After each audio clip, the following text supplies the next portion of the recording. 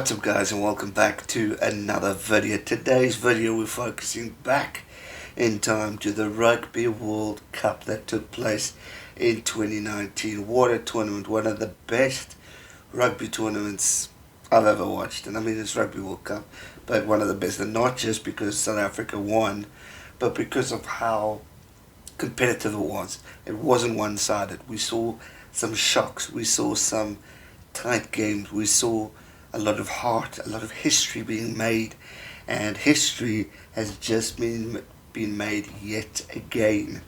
The Rugby World Cup in Japan was the most watched rugby event with more than 857 million people around the world watching the action via World Rugby's network of rights and holding broadcasts like your Super Sports, etc., etc.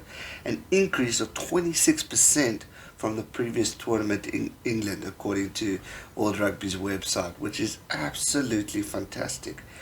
But here comes the great part, and brings me to today's topic, the title. The Springboks' historic victory inspires everyone because it was a record live final audience, which is absolutely amazing. It just shows what it meant to the world to witness what Siya Kolisi did, holding that trophy up high, getting that result to win, proving so many haters, so many critics wrong.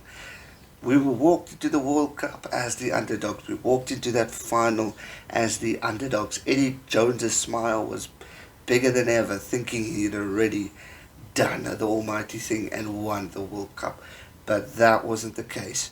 Rassie Erasmus, Siya Kolisi and the magnificent Springboks took on England and beat them convincingly to win their third World Cup title, which is absolutely amazing. It's the most watched Rugby World Cup final ever, with an average live audience of 44.9 million fans watching the Springboks prevail.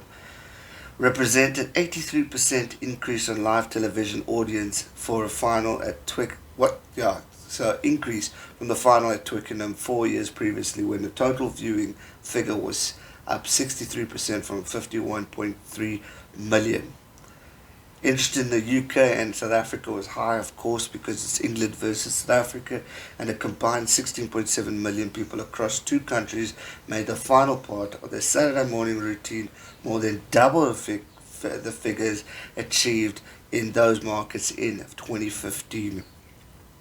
It was the most watched sports event of 2019 in the UK, and obviously Japan did us proud in hosting such a great tournament. It was phenomenal. There was no drama, there was no hectic stuff going on. It was just so well organized, and credit to Japan for hosting an unbelievable tournament, and credit to South Africa and England for creating such a brilliant final, and obviously to the Springboks for winning the tournament. All ends up was just magnificent. It's still a talking point.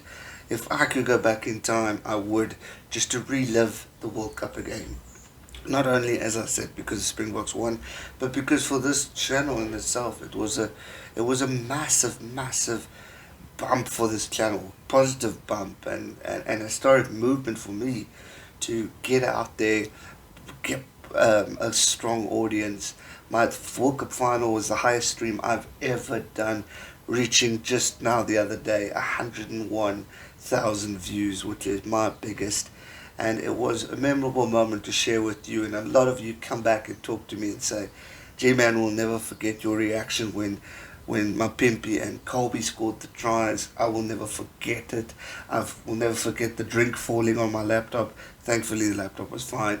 I'll never forget sharing that moment with my friends, the emotions running through me. I'll never forget people going on 2 cents to say G-Man's going mad.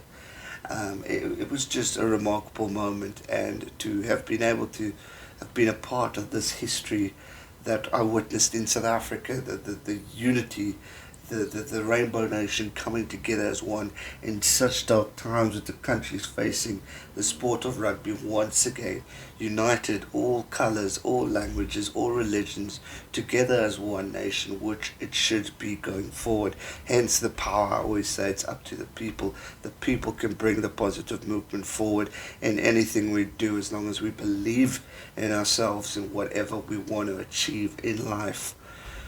Siya Kolisi, a township chap, years later, as a schoolboy, asking Skulkberger for his signature, became the Springbok captain to make history and to create that historic, inspirational moment where he got to lift the trophy.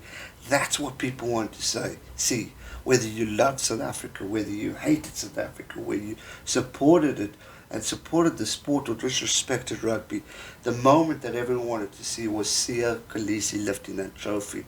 And let's not forget, he didn't want to do it alone.